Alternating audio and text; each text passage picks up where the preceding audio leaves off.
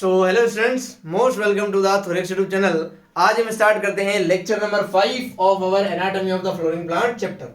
पिछले लेक्चर के अंदर हम टिश्यू के टाइप को डिस्कस कर ही रहे थे। आज भी हम टिश्यू के टाइप से पढ़ेंगे, लेकिन बेसिस क्या होगा, स्ट्रक्चर एंड लोकेशन। किसी भी प्लांट बॉडी को अगर आप देखो तो लोकेशन के बेसिस पे कितने टाइप के टिश्यू मिलेंगे उनकी आज हम बात करेंगे। एक टिपिकल डायग्राम से अगर मैं आपको समझाऊं, जैसे सपोज करो ये किसी प्लांट बॉडी का स्टेम है। इस स्टेम के अंदर जो सबसे बाहर की तरफ, जैसे हमारी बॉडी पे सबसे बाहर स्किन है, प्लांट की भी एक स्किन होती है भाई, जिसको बोलते हैं एपिडर्मल टिश्यू। क्या बोलते हैं बच्चों? एपिडर्मल। ये जो रेड कलर से मैं बना रहा हूं बच्चों, ये क्या है? ये है epidermal tissue.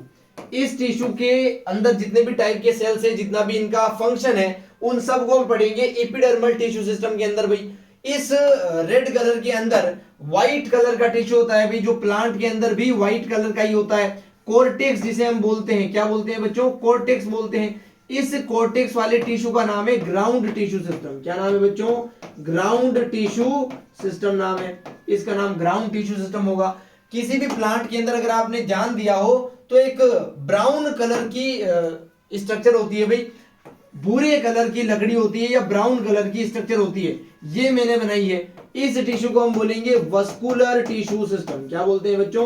Vascular tissue system बोलेंगे। तो तीन टाइप के टिश्यू मैंने आपके सामने बनाए हैं भाई। सबसे बाहर की तरफ जो है वो है एपिडर्मल टिश्यू सिस्टम, उसके अंदर जो है वो ग्राउंड टिश्यू सिस्टम, उसके भी अंदर जो है वो है वस्कुलर टिश्यू सिस्टम। अगर थोड़ा प्रैक्टिकली में बात करूं तो पेड़ के जो सबसे बाहर है वो एपिडर्मल है, और सबसे अंदर जो है वो वस्कुलर टिश्यू है। सबसे बाहर क्या है? एपिडर्मल, और सबसे अंदर क्या है? Vascular tissue. वस्कुलर टिश्यू वो ब्लैक कलर की लकड़ी है जो किसी भी पेड़ के बीच में मिलती है भाई, और एपिडर्मल टिश्यू जो सबसे बाहर है वो है। इनके अलावा पूरे प्लांट के बीच में जो भरा हुआ है व्हाइट कलर की लकड़ी जिसे आप बोलते हैं, वो है ग्राउंड टिश्यू सिस्टम बेसिकली। तो ये तीन टाइप के टिश्यू सिस्टम होते हैं किसी भी प्लांट में लोकेशन के बेसिस पे, जिनको हम इस लेक्चर में डिटेल में स्टडी करना स्टार्ट करेंगे भाई। सबसे पहले हम पढ़ेंगे इस लेक्चर में एपिडर्मल टिश्यू के बारे में, यानी कि प्लांट के जो सबसे बाहर की ओर है उस टिश्यू के ऊपर कौन कौन से सेल्स है, कौन कौन से स्ट्रक्चर मिल सकते हैं, स्टोमेटा क्या होते हैं, रूट हेयर क्या होते हैं, ट्राइकोम क्या होते हैं, इन सब की डिटेल स्टडी इसी लेक्चर में करेंगे। तो चलिए स्टार्ट करते हैं बिना टाइम वेस्ट किए।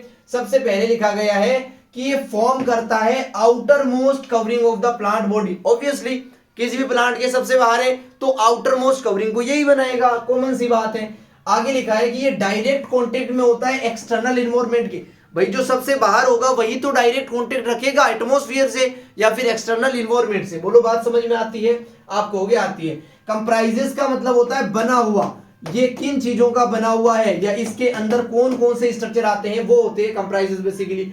इसके अंदर हम एपिडर्मल सेल के बारे में पढ़ेंगे। भाई ये जो रेड कलर का स्ट्रक्चर मैंने बना दिया और इसका नाम रख दिया मैंने एपिडर्मल टिश्यू सिस्टम, इसके अंदर छोटे छोटे सेल्स तो होंगे ना, उन सेल्स को बोलेंगे एपिडर्मल सेल्स। क्या बोलेंगे बच्चों? Epidermal cells. उन सेल्स के बारे में पढ़ेंगे।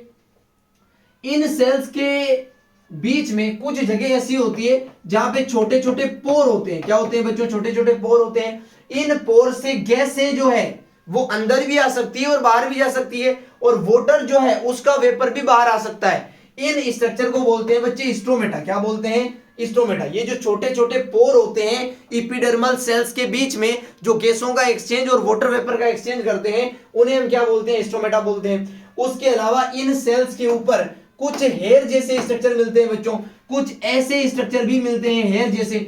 अगर वो स्टेम के ऊपर मिल रहे हैं तब तो उन्हें बोलते हैं ट्राइकोम, अगर वो रूट के ऊपर मिल रहे हैं तब उन्हें बोलते हैं रूट हेयर। क्या बोलते हैं बच्चों? रूट हेयर बोलते हैं।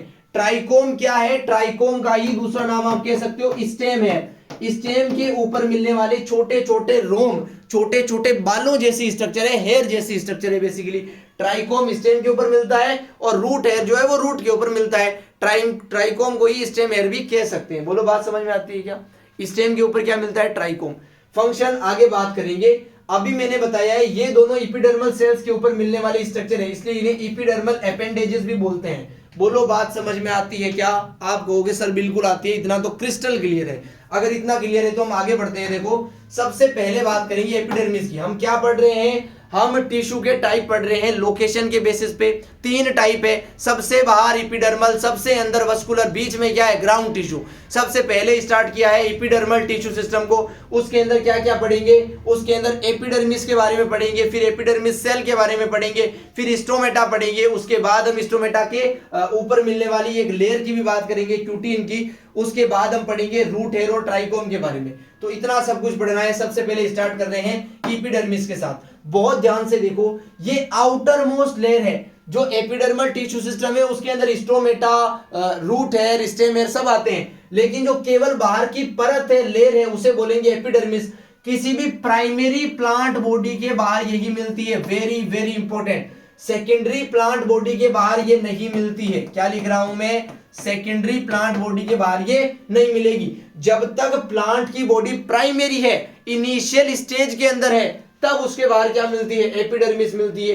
किसकी बनी होती है, इलोंगेटेड का मतलब लंबे लंबे sales, compactly attach.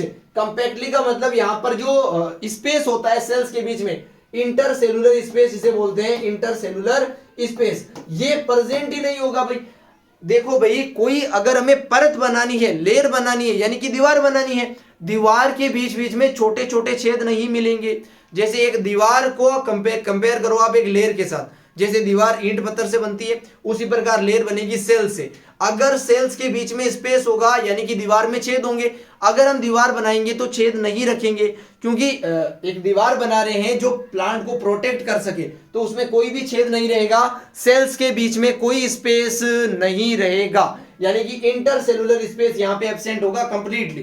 Continuous layer है भाई, कंटिन्यूअस है ऑब्वियसली, लेकिन ये जो स्टोमेटा है, यहां पर बेसिकली आप कह सकते हो कि इंटरसेलुलर स्पेस की तरह कोई स्पेस प्रेजेंट है। हालांकि ये वो जगह नहीं है, स्टोमेटा को इंटरसेलुलर स्पेस नहीं कह सकते। ये तो प्लांट ने खुद बनाए हैं अपने कुछ फंक्शन, अपने कुछ फीचर को एक्सप्लेन करने के लिए, जैसे गैसेस एक्सचेंज करने के लिए, ट्रांसपिरेशन करने के लिए, इन सब फंक्शन के लिए स्टोमेटा को बनाया गया है। Stomata is the not intercellular space, it is a different kind of structure actually. हम बात कर रहे हैं एपिडर्मिस के बारे में, प्लांट के सबसे बाहर होगी पहली बात। अगली बात, इसके अंदर कोई इंटरसेलुलर स्पेस नहीं होगा, ये कंटिन्यूअस लेयर होगी, कंपैक्टली पैक होगी, लंबे लंबे इलोंगेटेड सेल से बनी होगी। बोलो बात समझ में आती है? आप कहोगे सर इतना तो आता है। ये हमेशा सिंगल लेयर होगी। जितनी भी डर्मिस होगी, क्या बोल रहा हूं मैं, डर्मिस, डर्मिस का मतलब ये होता है स्किन लाइक, जैसे हमारी बॉडी में स्किन है, स्किन के लिए डर्मिस वर्ड यूज करते हैं, इतना ध्यान में रखो भाई। स्किन का जो डॉक्टर है उसे डर्मिटोलॉजी है ना बोल सकते हो आप, डर्मिटोलॉजिस्ट है ना, डर्मिटोलॉजी तो सब्जेक्ट का नाम हो जाएगा। सिंगल लेयर की मैं बात कर रहा हूं आपके सामने। देखो परत अगर आप बना रहे हो, डर्मिस जहां भी वर्ड आएगा वो स्ट्रक्चर सिंगल लेयर ही होगी। जैसे मैं कहूं आपके सामने एंडोडर्मिस, जैसे मैं कहूं आपके सामने एपिडर्मिस, तो जितने भी डर्मिस वर्ड है वो सब सिंगल लेयर ही होंगे भाई, यूजुअली सिंगल लेयर होगी। मल्टी लेयर बहुत कम कंडीशंस में होती है, बहुत कम कंडीशन में। जैसे अंजीर हो गया है ना, अंजीर एक फाइकस कुल का मेंबर है। जैसे पीपल हो गया, जैसे बनाना हो गया, बरगद हो गया, बेनियन हो गया, ये जो ट्रीज है ये फाइकस फैमिली के अंदर आ रहे हैं भाई। और जो फाइकस फैमिली के अंदर आते हैं उनके अंदर मल्टी लेयर्ड एपिडर्मिस मिलती है। एनसीईआरटी ने इतना ही लिखा है केवल, यूजुअली सिंगल लेयर्ड। ये जो आगे की लाइन है ये मैंने कंप्लीट की है। यूजुअली का मतलब ज्यादातर सिंगल लेयर मिलती है, यानी कि कभी कभी मल्टी लेयर भी मिल सकती है। कहां पर मल्टी लेयर मिलती है ये भी आपके लिए लिख दिया है भाई, फाइकस फैमिली के अंदर मिलती है, जैसे पीपल है, बेनियन है, अंजीर है, वगैरह वगैरह। तो आई थिंक मैंने यहाँ पे बनाना वर्ड बोल दिया था, अभी बनाना ही नहीं होगा भाई, केवल बनियन ही होगा, बरगद में ही होता है, क्योंकि बरगद ही फाइकस का मेंबर है, फाइकस का।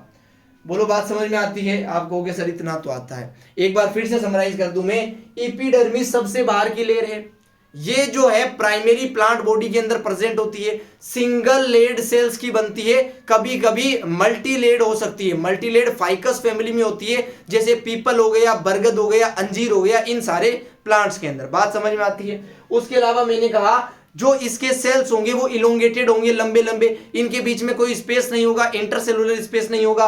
उसके अलावा मैंने कहा कि यहां पर स्टोमेटा जो होगा, छोटा सा पोर होगा, इस स्टोमेटा के आसपास ये जो सेल्स है वो प्रेजेंट नहीं होंगे, तभी तो एक छोटा सा कैविटी बनेगी, उसी कैविटी का नाम स्टोमेटा है। बात समझ में आती है? तो आगे बढ़ेंगे।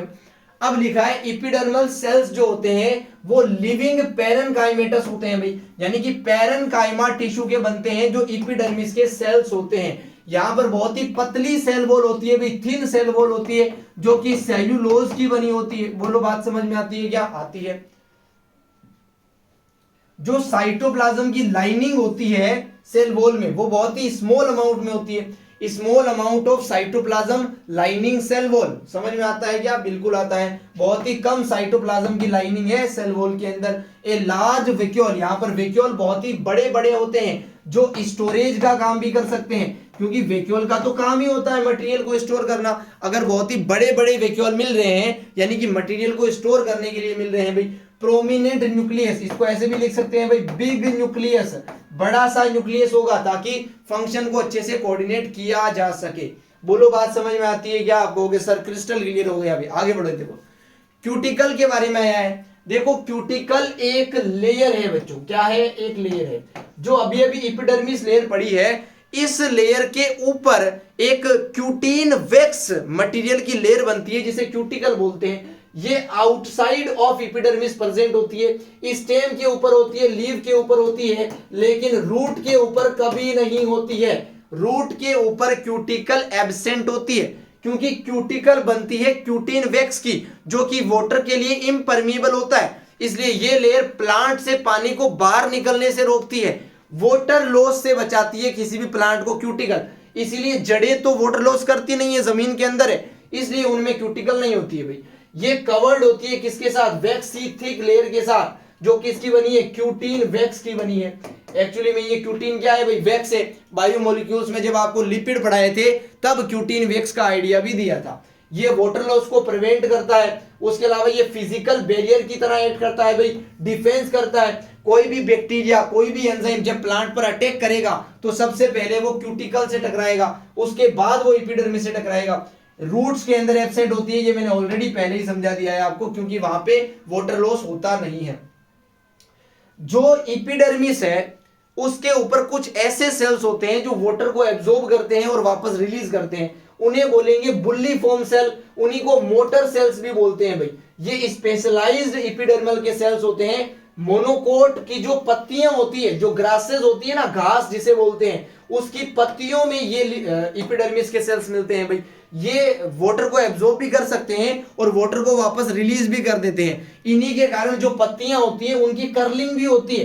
कर्लिंग ऑफ द लीव्स, पत्तियों का ये जो मूवमेंट है, मेरे हैंड का movement curling of the leaves को शो कर रहा है, इस मूवमेंट को रिस्पॉन्सिबल कराती है ये बुल्ली फॉर्म सेल्स। जब वाटर को एब्जॉर्ब कर लेती है तब तो ऐसा हो जाता है लीव, और जब वाटर को रिलीज कर देती है तो वापस लीव ऐसा हो जाता है। तो ये बुल्ली फॉर्म सेल या मोटर सेल का फंक्शन होता है भाई, लीव की कर्लिंग करना बेसिकली। बोलो बात समझ में आती है? आप कहोगे क्रिस्टल क्लियर सर। अब बात करते हैं स्टोमेटा क्या है भाई। जैसा कि थोड़ा सा आइडिया मैंने दे दिया, एपिडर्मल सेल्स के बीच में स्टोमेटा का छोटा सा पोर प्रेजेंट होगा। इस स्टोमेटा के ऊपर क्यूटिकल, अभी जो लेयर पड़ी है वो नहीं होगी, क्योंकि अगर क्यूटिकल होगी तो स्टोमेटा से बाहर पानी नहीं निकल पाएगा, जबकि स्टोमेटा का काम ही होता है ट्रांसपीरेशन करना, पानी को बाहर निकालना। स्टोमेटा के ऊपर क्यूटिकल लेयर नहीं होगी, ये एपिडर्मल सेल्स के बीच में पाया जाने वाला एक छोटा सा पोर है। बोलो बात समझ में आती है? अगर मैं इसकी स्ट्रक्चर बना के आपको बताऊं तो ध्यान से देखो जरा, ब्लैक स्क्रीन पे ले लेते हैं इसकी स्ट्रक्चर। देखो जो डाइकोट की एपिडर्मिस है उसके अंदर कुछ ऐसा स्ट्रक्चर मिलता है भाई। ये मैंने बनाए हैं गार्ड सेल। क्या बनाए हैं बच्चों? Guard cell. अभी पूरे नाम लिखे हुए आ जाएंगे, शॉर्ट में समझो एक बार। इन गार्ड सेल के बीच में ये जो आपको अपर्चर दिख रहा है ये है स्टोमेटल अपर्चर। अपर्चर का मतलब छेद, ये है वो स्टोमेटा का छेद। ये क्या है बच्चों? गार्ड सेल है। इन गार्ड सेल के बाहर कुछ सेल्स होते हैं जिन्हें बोलते हैं सब्सिडियरी सेल्स या असेंशियल सेल्स। ये क्या है बच्चों? ये है सब्सिडियरी सेल्स। क्या है ये? सब्सिडियरी सेल्स है। इन सब्सिडियरी सेल्स के बाहर, इनके भी बाहर जो सेल्स होंगे वो कॉमन एपिडर्मल सेल्स होंगे। ये जो सेल बनाए हैं ये क्या है? ये कॉमन एपिडर्मल सेल्स है। एपिडर्मल सेल्स के बीच में सब्सिडियरी सेल्स है, इनके बीच में ग्वाड सेल है, और इनके बीच में क्या है? एक स्टोमेटा का अपर्चर, एक छोटा सा छेद है बेसिकली। यहां पर क्या होता है? गार्ड सेल के अंदर ये जो रेड कलर से बना रहा हूं ना बच्चों, ये क्लोरोप्लास्ट है। क्या है बच्चों? ये क्लोरोप्लास्ट है। क्लोरोप्लास्ट। मैं आपको एक बात बता दूं, जितना भी एपिडर्मल टिश्यू पढ़ रहे हैं इन सभी सेल्स में कभी भी क्लोरोप्लास्ट नहीं मिलता है। लेकिन जो स्टोमेटा के गार्ड सेल होते हैं इनके अंदर क्लोरोप्लास्ट मिलता है, इसलिए ये फोटोसिंथेसिस भी कर सकता है सेल। बोलो बात समझ में आती है क्या आपको? कहोगे सर इतना तो समझ में आता है। ये एक स्टोमेटा की स्ट्रक्चर है जो मैंने आपके सामने बनाई है बहुत ही अच्छे से। इसके अंदर आप स्ट्रक्चर को देख सकते हो, फंक्शन अभी अभी हम डिस्कस करेंगे। जैसा कि आप समझ पा रहे हो, जब गार्ड सेल है इसकी वॉल के अंदर ही क्या बना हुआ है? स्टोमेटल अपर्चर बना हुआ है भाई। जो पानी आएगा वो इस छेद से निकलेगा, जो गैसें आएगी वो इस छेद से निकलेगी। इसलिए ये जो दीवार है ये थोड़ी मजबूत होनी चाहिए, क्योंकि ये एक्सटर्नल इन्वायरमेंट के कांटेक्ट में है। अगर ये पतली दीवार हुई तो पानी से गैसों से टूट जाएगी। इसलिए ये जो वॉल है गार्ड सेल की इनर वॉल, कौन सी वॉल बच्चे? इनर वॉल, ये थिक होती है, ये मोटी होती है। जबकि जो आउटर वॉल है ये वाली, ये कौन सी वॉल होगी? Outer wall of the guard cell, ये थिन होती है बच्चों, ये पतली होती है। बोलो बात समझ में आती है क्या? थिक कौन सी वाली होगी? इनर वाली, क्योंकि इसी के अंदर से वाटर को एक्सचेंज होना है, इसी के अंदर से गैसों को एक्सचेंज होना है। बात समझ में आती है क्या? गार्ड सेल के अंदर अगर पानी भरा जाएगा, मेरी बात को बहुत ध्यान से समझो, ये जैसे सेल है, क्या है? ये सेल है। अगर इसके अंदर पानी नहीं है तो ये ऐसा होगा, जैसे जैसे पानी भरेगा ये फूलकर ऐसे मोटा हो जाएगा। समझ में आता है? अगर ये मोटा हो गया तो इधर वाला जो पोर है वो ओपन हो जाएगा। अगर ये ऐसे मोटा नहीं हुआ, पतला रहा, फ्लैसिड रहा, तो ये पोर बंद रहेगा। जैसे जैसे ये ओपन होगा इस साइड वाला जो पोर है वो खुल जाएगा। जैसे ये दो सेल है भाई, अगर जैसे ही ये मोटे होंगे तो ऐसे ये पोर ओपन हो गया, देखो पोर ओपन दिख रहा है आपको। जैसे ही ये पानी को बाहर निकालेंगे, फ्लैसिड होंगे, तो जैसे ही पोर बंद हो जाएगा। जैसे ही पानी इनमें एब्जॉर्ब होगा पोर खुलेगा, जैसे ही ऐसे होगा पोर बंद हो जाएगा। बात समझ में आती है क्या? अगर इस सेल में पानी भरेगा तो ये ऊपर उठेगा, जब ये ऊपर उठेगा तभी ये अपर्चर ओपन होगा। ओपन स्टोमेटा का मतलब है गार्ड सेल के अंदर पानी भर गया मिनरल्स के कारण और गार्ड सेल फूल गया। अगर गार्ड सेल फूला हुआ है, टर्जिड है, तब ओपन स्टोमेटा रहता है। अगर ये जो गार्ड सेल है वो फ्लैसिड हो गया, वो चपटा हो गया, पिचक गया, तो ये दीवारें दोनों मिल जाती है और स्टोमेटा अपर्चर बंद हो जाता है, जिसे हम बोलते हैं क्लोज स्टोमेटा। बोलो बात समझ में आती है क्या? आप कहोगे सर क्रिस्टल क्लियर, बहुत ही बढ़िया भाई। स्ट्रक्चर आप पॉज करके ड्रॉ कर लेंगे उम्मीद है, क्योंकि ये स्लाइड में ऐड नहीं होगा भाई, ब्लैक स्लाइड की। ठीक है, आगे बढ़ते हैं, देखो अपने टॉपिक पे आते हैं। स्टोमेटा में लिखा है ये कहां पर प्रेजेंट है? एपिडर्मिस ऑफ लीव्स पे प्रेजेंट होता है भाई। एक्चुअली में लीव्स नहीं, मैं यहां पे लिख देता हूं ग्रीन पार्ट। क्या लिख रहा हूं मैं? Green part. किसी भी प्लांट के अंदर जितना भी ग्रीन पार्ट होता है सब में स्टोमेटा मिलेगा ही मिलेगा, क्योंकि ज्यादातर ग्रीन पार्ट लीव्स ही होती है, इसीलिए यहां पे लीव्स लिखा गया है। बोलो बात समझ में आती है? रूट के अंदर कभी भी मिलेगा नहीं भाई, क्योंकि रूट को ना तो पानी का एक्सचेंज करना है, ना ट्रांसपिरेशन करना है, ना ही गैसों का एक्सचेंज करना है। ये ट्रांसपिरेशन को रेगुलेट करता है, गैसियस एक्सचेंज को रेगुलेट करता है। जब प्लांट को फोटोसिंथेसिस करना है तो CO2 अंदर आएगा और O2 बाहर निकलेगा। जब प्लांट को रेस्पिरेशन करना है तो O2 अंदर आएगा, CO2 बाहर निकलेगा। ये दोनों गैसों के एक्सचेंज कहां से होंगे? स्टोमेटा से होंगे। ट्रांसपिरेशन का मतलब है वाटर जो H2O है उसका गैसियस फॉर्म में प्लांट से बाहर निकलना। बोलो बात समझ में आती है? आती है। जो स्टोमेटा होता है, ये स्टोमा लिखा गया है, इसको स्टोमेटा कर लेना है। एक्चुअली ये कंपोज होता है दो बीन शेप के सेल्स से, जिन्हें बोलते हैं गार्ड सेल। अभी जो मैंने स्ट्रक्चर बनाया था इसमें बीन शेप के गार्ड सेल बनाए थे। जब डाइकोट की लीफ होती है या डाइकोट का ग्रीन पार्ट होता है उसमें तो बीन शेप का क्या मिलेगा? गार्ड सेल मिलेगा। लेकिन अगर मोनोकोट का, ग्रासेस वाली फैमिली का अगर स्टोमेटा है उसके अंदर डंबल शेप के क्या मिलते हैं बच्चों? गार्ड सेल मिलते हैं। अभी बात करेंगे आगे। तो गार्ड सेल दो होते हैं भाई एक स्टोमेटा के अंदर, अगर डाइकोट है तो बीन शेप के होते हैं। ग्रासेस के अंदर गार्ड सेल्स कैसे होते हैं? डंबल के जैसे होंगे। जिम करने वाले डंबल देखे होंगे आपने, उनके जैसे क्या होंगे बच्चों? गार्ड सेल होंगे।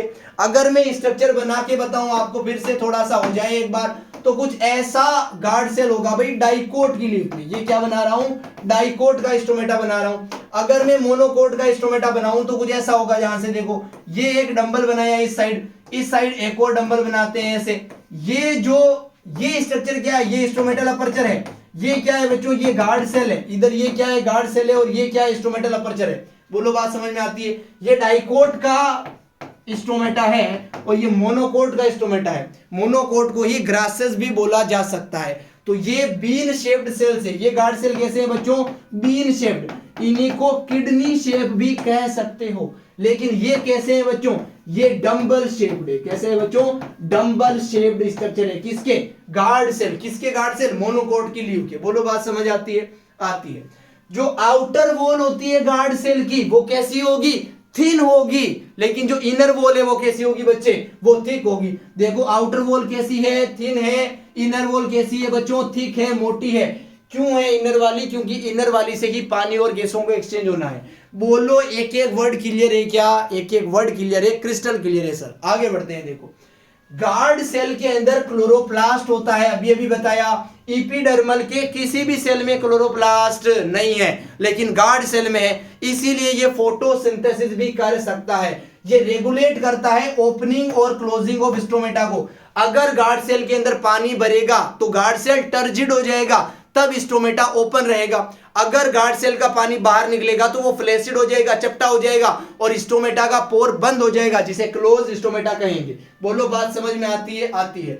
सब्सिडियरी सेल, जो गार्ड सेल के चारों तरफ सेल है, उन्हें बोलते हैं भाई, ये समटाइम्स फ्यू एपिडर्मल सेल्स ही होते हैं। एपिडर्मल के सेल्स ये जो मॉडिफाई हो गए।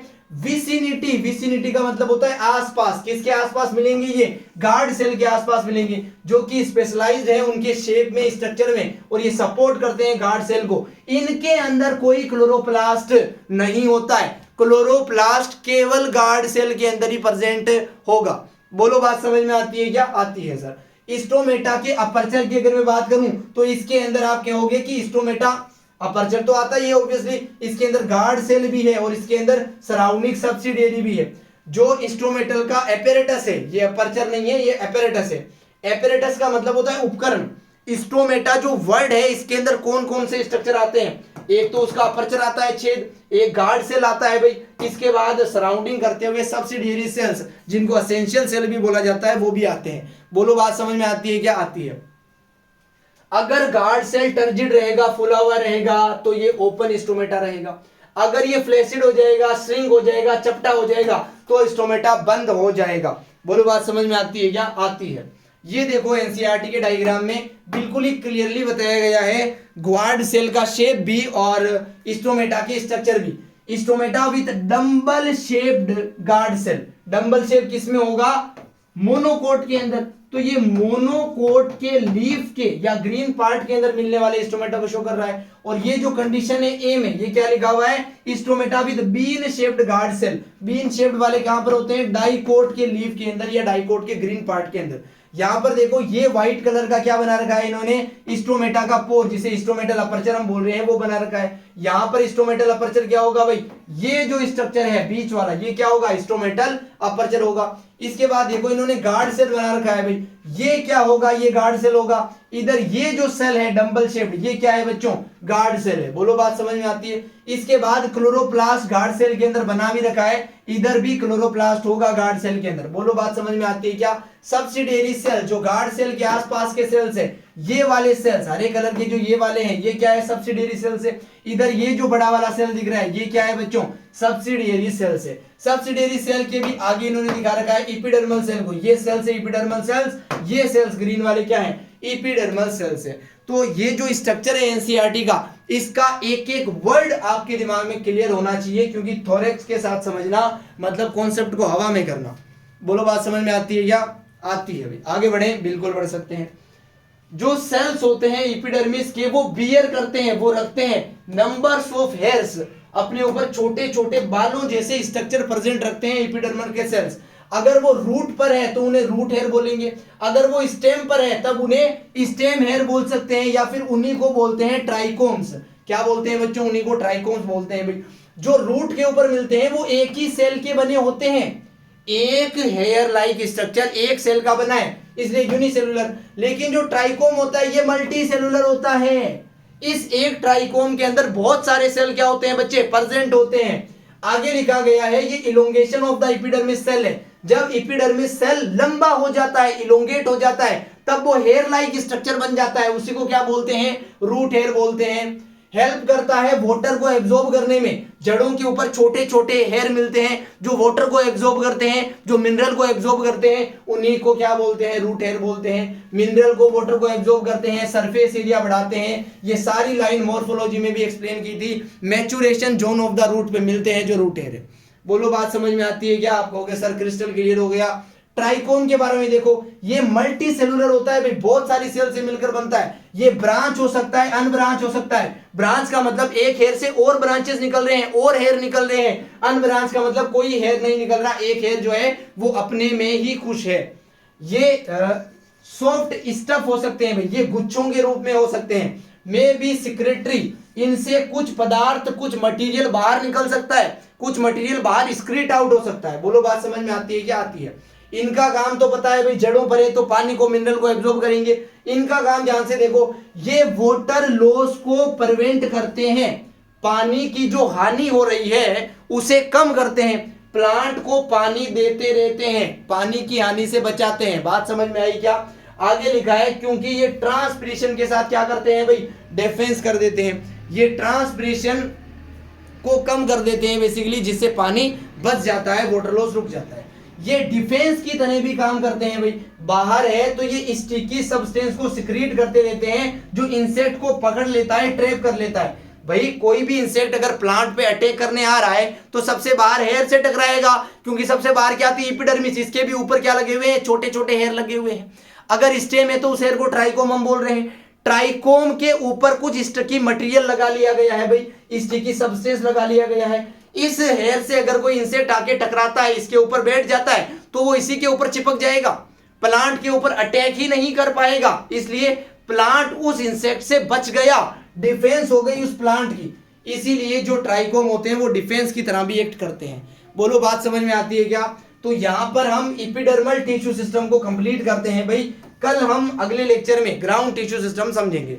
तो यहां तक बने रहने के लिए और थोरेक्स पे पढ़ने के लिए थैंक यू सो मच। मिलते हैं अगले लेक्चर में। Chill then.